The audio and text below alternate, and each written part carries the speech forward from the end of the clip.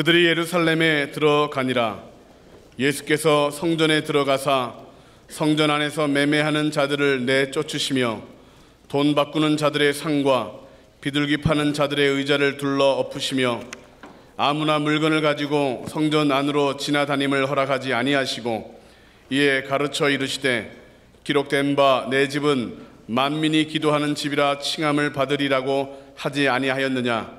너희는 강도의 소굴을 만들었도다 하시매 대제사장들과 서기관들이 듣고 예수를 어떻게 죽일까 하고 꾀하니 이는 무리가 다 그의 교훈을 놀랍게 여김으로 그를 두려워하밀러라.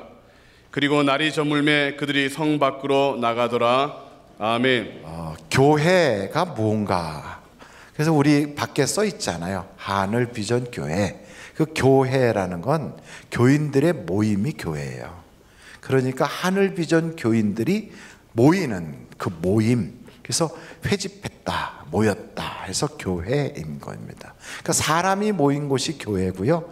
그들이 모여서 어떤 장소에 있게 되잖아요. 그래서 뭘 하는 곳이냐면 예배를 드리니까, 그래서 하늘비전 교회의 예배당이 바로 여기가 건물이 예배당이고요. 교회는 사람이 교회예요. 그래서 여러분, 우리가 생각할 때 모임은 세상에 참 많이 있거든요. 뭐 종친회도 있고 동창회도 있고 교민회도 있고 향후회도 있고, 그리고 무슨 갯모임도 있고 산악회도 있고 많은 모임들이 있어요. 그런 모임들이 있지만 교회가 교회되는 것은 예배가 없으면 교회가 아니에요. 왜 예배가 있어야 교회냐면 예배가 있어야 그 자리에 하나님이 임재하시거든요. 그러니까 하나님이 함께하지 않는 모임은 교회라고 볼 수가 없어요. 하나님이 함께하는 모임, 바로 그것을 이루기 위해서는 우리 주님이 그랬거든요. 예배하는 자들을 만나 주신다고. 그래서 우리가 교회의 모임을 가질 때 가장 우선하는 것은 예배가 살아있어야 되고 예배를 드리는 거예요. 여러분, 예배에 대하여 우리에게 가장 정확하게 설명하고 있는 데가 요한복음 4장이잖아요. 한번 찾아보실까요? 요한복음 4장 23절로 24절. 요한복음 4장 23절로 24절 같이 한번 읽어보겠습니다. 시작. 하나님께 참되게 예배하는 자들은 영과 진리로 예배할 때가 오나니 곧 이때라. 아버지께서는 자기에게 이렇게 예배하는 자들을 찾으시느니라. 하나님은 영이시니 예배하는 자가 영과 진리로 예배할지니라. 아멘. 그러니까 예배를 해야지 하나님을 만날 수 있어요. 그런데 아무렇게나 예배하는 게 아니고 무엇을 가지고 예배를 하라고 그래요? 영과 진리로 예배를 해야 돼요. 영은 뭐냐? 성령의 인도하심이 영이에요. 그래서 성령으로 인도함을 받지 않는 사람들은 그리스도의 사람이 아니다 그래요. 그러니까 우리 그리스도인들은 육신으로 인도함 받거나 감정이나 나의 이권이나 나의 어떤 야망에 끌려 사는 게 아니고 성령의 인도함을 받는 사람들이 크리스찬이에요. 그리스도인이에요. 그래서 우리 이 자리에 모인 것은 우리가 내 어떤 야망 때문에 모인 게 아니고 성령께서 이끌어 주셔서 이곳에 인도함을 받아 모였잖아요. 바로 그 성령이 이끌어 주시는 바로 그런 그 모임, 그게 바로 교회이고 그 성령의 이끄심에 의해서 드리는 것을 예배라고 그래요. 근데 성령의 이끄심이 있다고 해서 막 무질서하게 아무렇게나 하는 것이 아니라 진리로 해야 돼. 진리로. 진리가 뭔가 하면 하나님은 진리의 하나님이라고 그래요. 그리고 예수님은 내가 곧 길이요 진리요 생명이라 그래요. 그러니까 예수님이 진리고 하나님이 진리예요. 성령님은 진리의 성령님 그래요. 그러니까 진리의 성령님이에요. 이 세 분을 우리는 뭐라고 그러냐면 삼위일체 하나님이라고 그래요. 이분들의 이야기가 기록된 것이 성경이거든요. 그래서 이 말씀을 뭐라고 그러냐면 진리의 말씀이다 그래요. 그러니까 성경을 벗어나서 인간들의 감정이나 우리들의 어떠한 다른 그런 모습으로 하나님께 예배한다고 모여서 순서를 쭉 정하고 하는 것은 예배가 아닌 거예요. 예배는 무엇대로 해야 되냐면 말씀대로 해야 돼요. 그래서 이 말씀이 그 모든 것의 질서라고요. 그러니까 질서라는 건 인간이 세우는 질서가 아니라 말씀을 따라하는 것이 질서예요. 그래서 예배는 성령의 인도함과 말씀을 따른 그러한 그 순서대로 이끌어가는 예배, 거기에는 하나님의 임재하심이 있는 거예요. 그래서 예배에 대한 것을 좀 더 구체적으로 말한다면 아무 데서나 예배해도 되냐? 뭐 TV에서도 목사님도 설교 막 나오더구만, 굳이 뭐 교회 예배당까지 가서 예배 드릴 이유가 뭐가 있어? 오 목사님도 잘 나오대 뭐 TV로, 이렇게 말씀하는 분도 계세요. 그렇지만 모여서 해야 돼요. 집에서 혼자서 소파에 다리 쭉 뻗고 누워가지고 리모컨 돌려가면서 이쪽 방송 보다가 설교가 좀 그런 것 같아 이쪽으로 돌렸다가 이러면서 하는 것은 예배라고 할 수가 없어요. 예배는 하나님이 우리에게 정한 그곳으로 가야 돼요. 그래서 우리 마음대로 그렇게 막 가는 것이 아니라 하나님이 정한 곳에 가서 예배하는데, 창세기서를 여러분 한번 찾아보실까요? 22장이에요 1절서부터 보시겠습니다. 1절 2절. 그 일 후에 하나님이 아브라함을 시험하시려고 그를 부르시되 아브라함아 하시니 그가 이르되 내가 여기 있나이다. 여호와께서 이르시되 내 아들 내 사랑하는 독자 이삭을 데리고 모리아 땅으로 가서 내가 내게 일러준 한 산 거기서 그를 번제로 드리라. 그러니까 아무 데서나 드릴 수 있는 게 아니에요.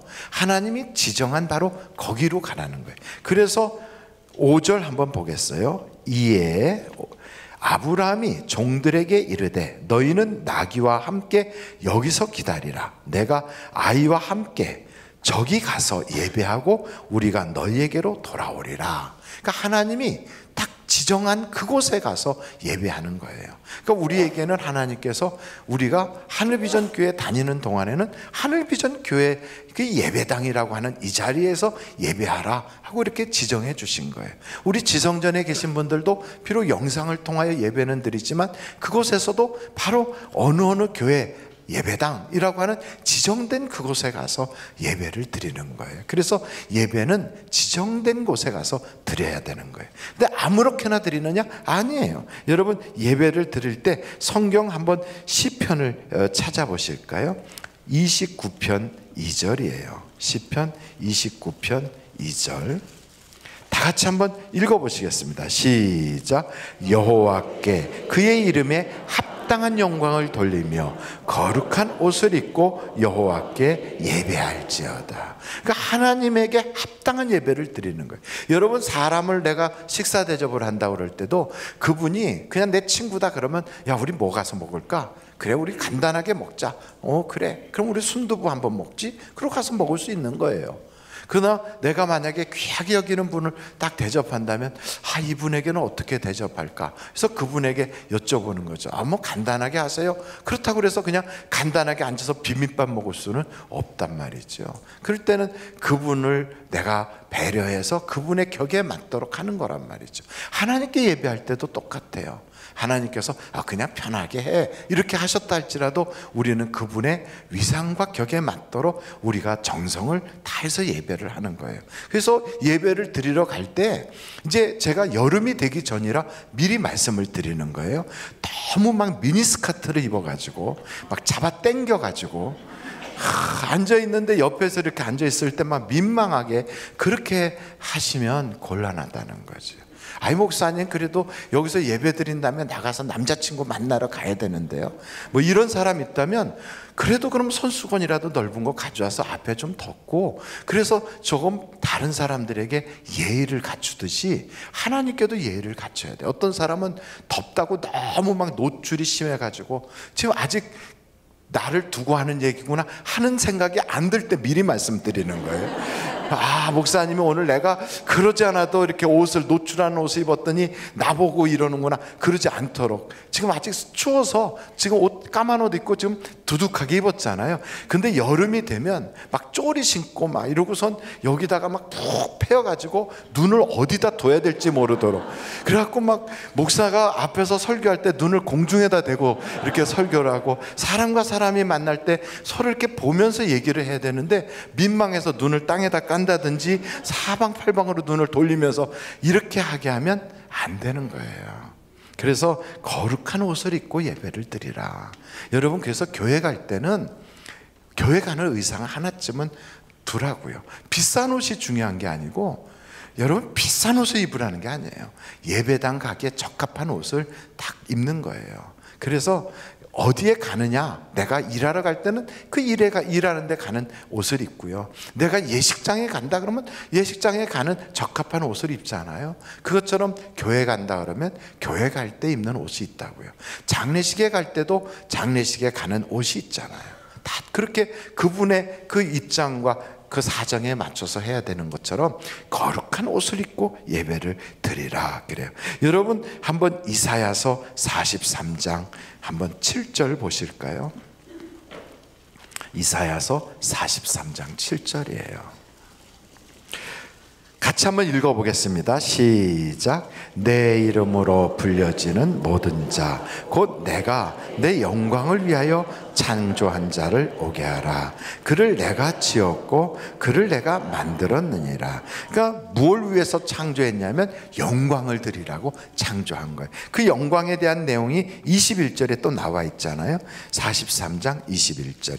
다 같이 한번 우리 한번 읽어보겠습니다. 시작. 이 백성은 내가 나를 위하여 지었나니 나를 찬송하게 하려 함이니라. 그래서 우리가 예배 드릴 때 자기 신세 타령하는 노래를 부르라는 게 아니고요, 하나님을 찬송하는 노래를 해야 돼요.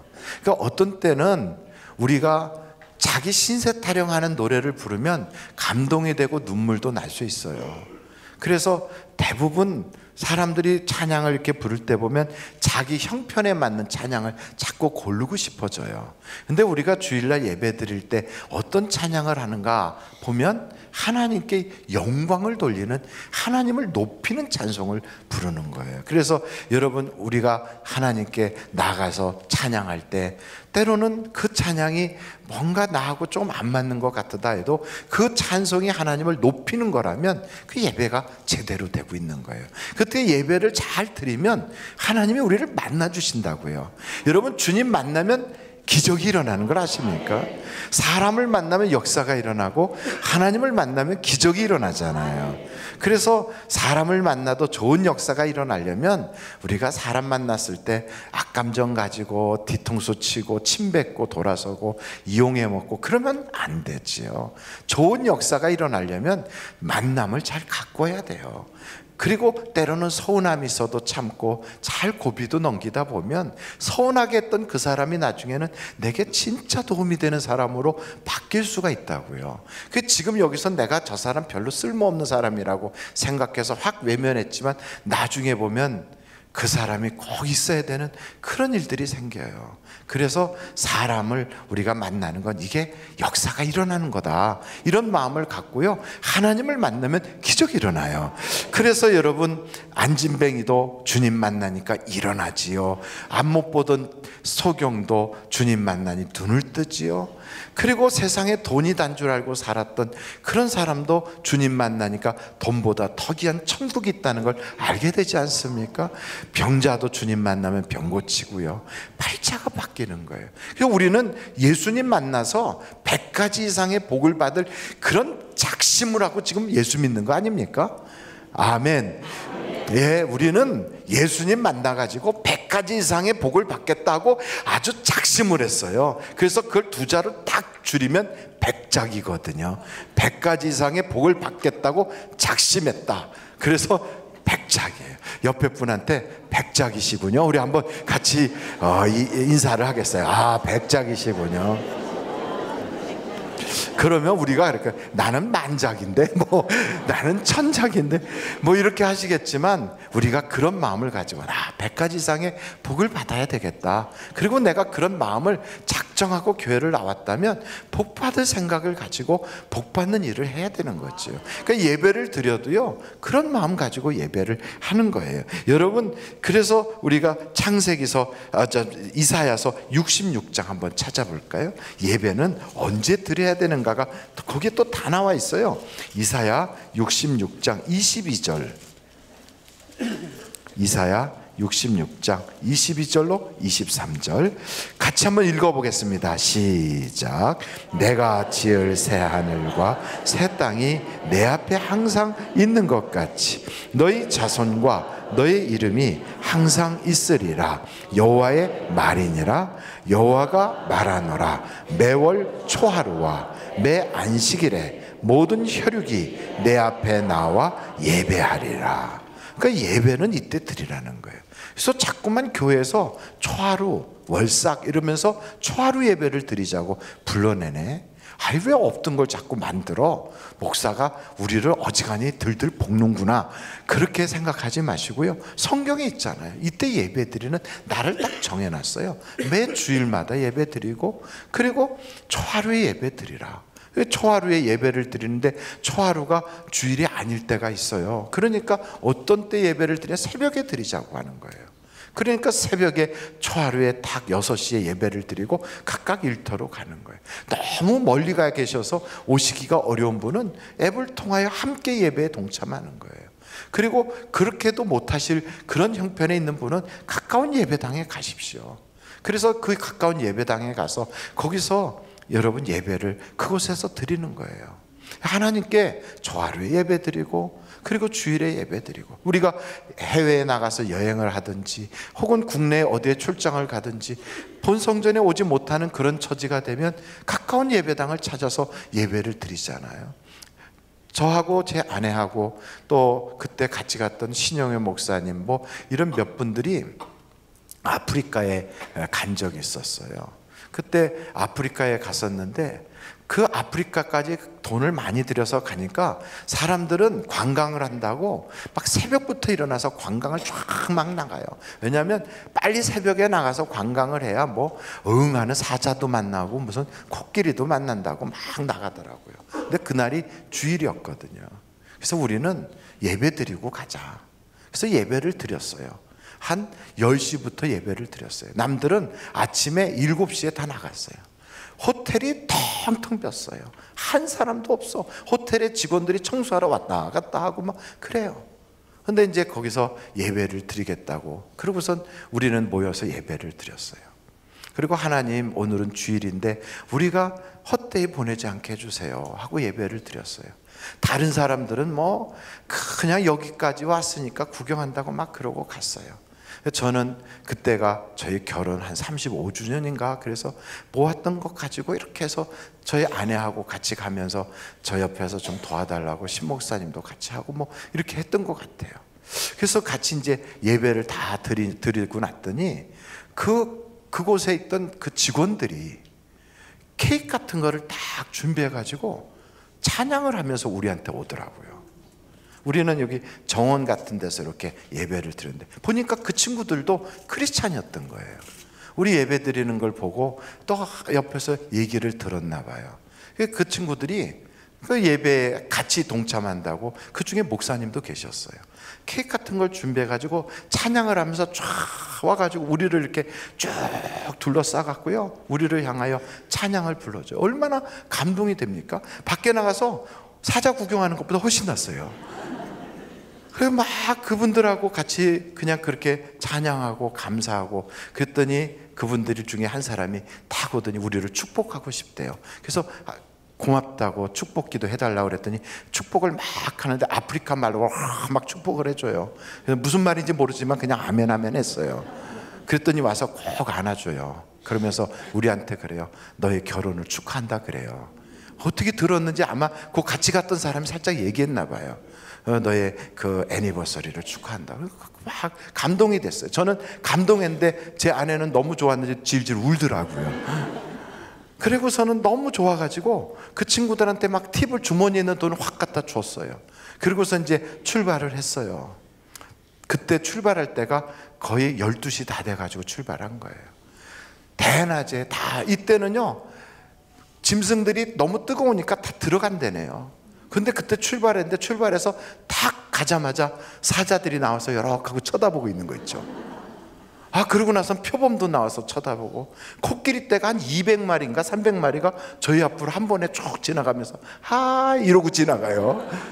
그래가지고 아침에 나간 사람들은 하나도 못 봤대는데 저희는 점심때 가니까 다 보고 사자들이요, 저기 멧돼지 한 마리 잡아가지고 우리 앞에다 딱 펼쳐놓고 이렇게 먹는 거야. 그리고 우리 앞에서 시식하는 걸 보여주더라고요.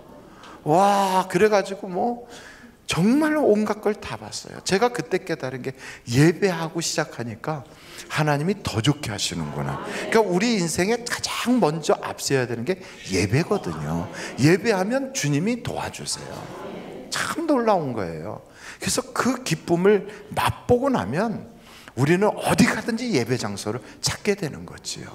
오늘 이 말씀을 보니까 우리 교회도 그런 거룩한 예배 장소뿐 아니라 하나님께 기도하는 그런 기도의 장소가 되길 원하는 겁니다. 어떤 분이 저한테 편지를 썼어요.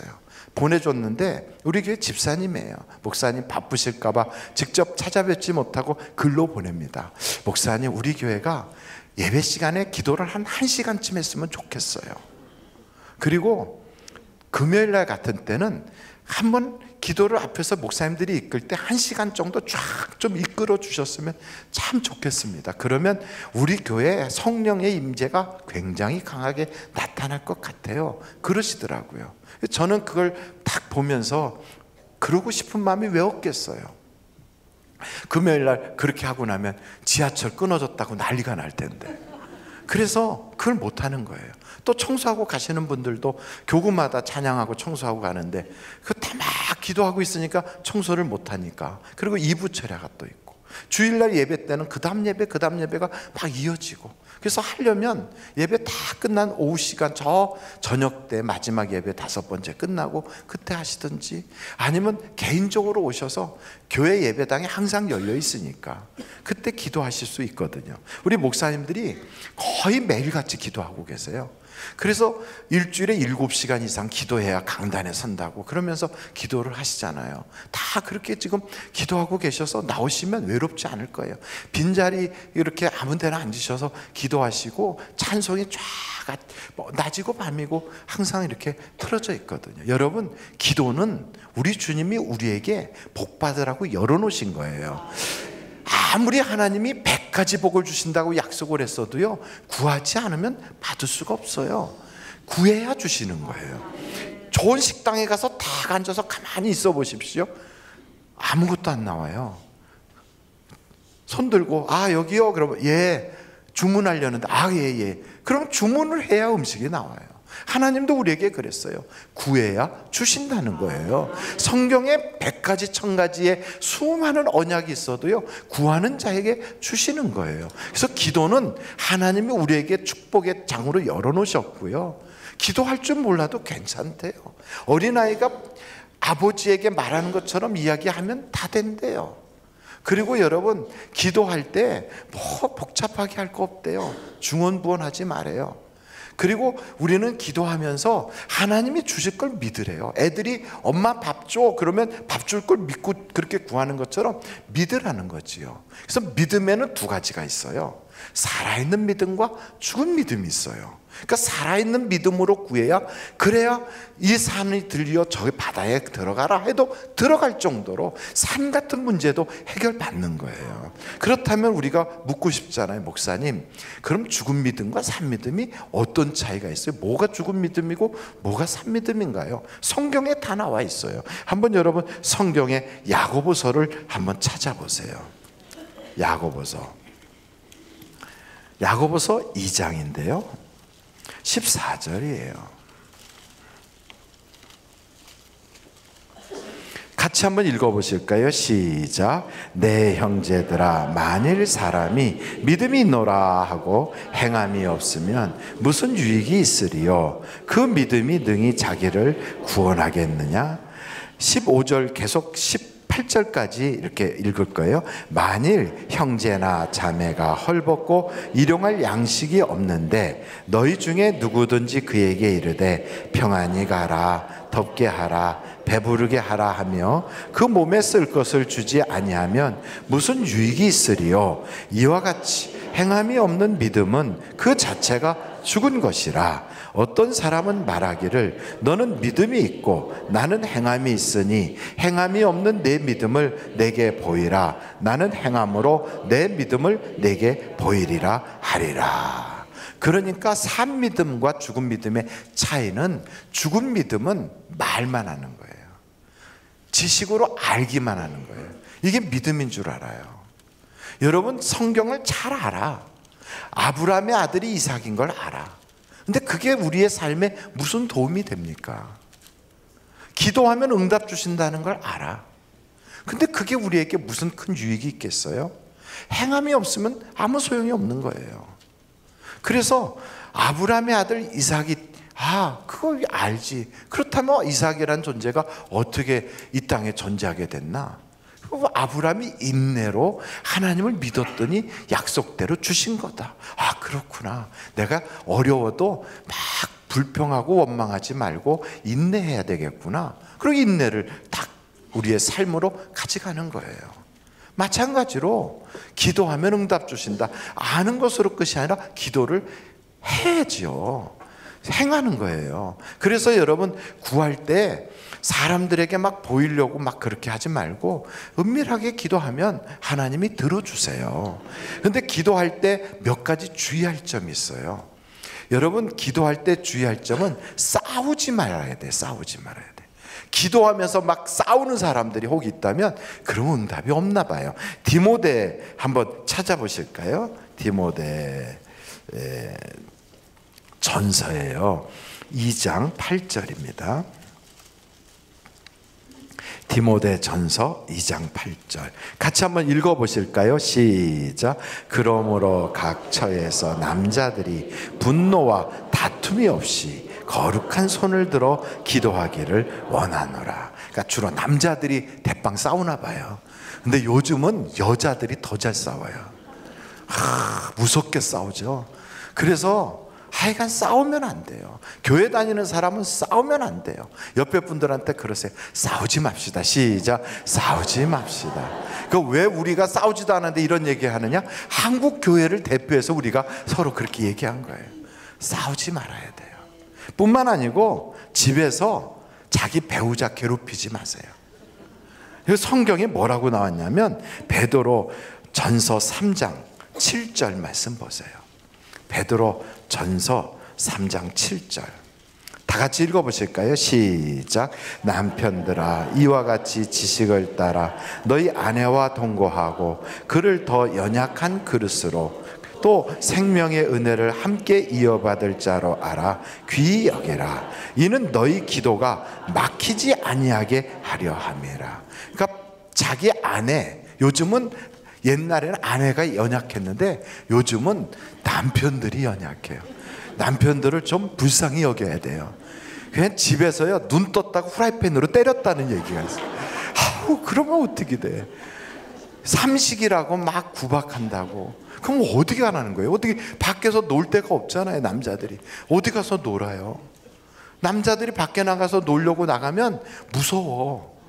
얼마나 무서운 줄 아십니까? 세상이 제일 안전한 데가 집이니까. 집에 앉아서 아내한테 밥 달라고 하는 게 그게 뭐가 나쁘다고, 뭐 둘식이, 영식이, 삼식이 이러면서 한식이 이러고 막 남편을 학대합니까? 그러고 주님한테 와서 쥐야 그러면 주님이 내 남편한테나 잘해라 이러지 않겠어요?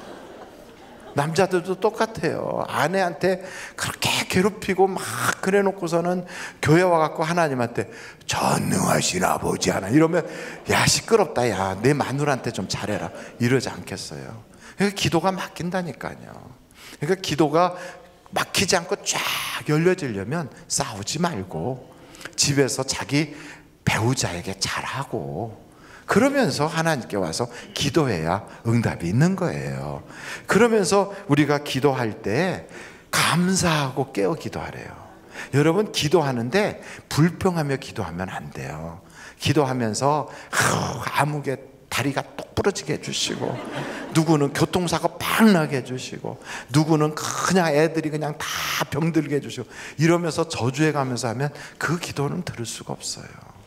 감사함으로 하나님께 아뢰라 그러잖아요. 그러니까 기도는 감사해야 돼요. 기도를 하지 않는 것은 죄래요. 기도를 쉬지 말고 기도하는 거예요.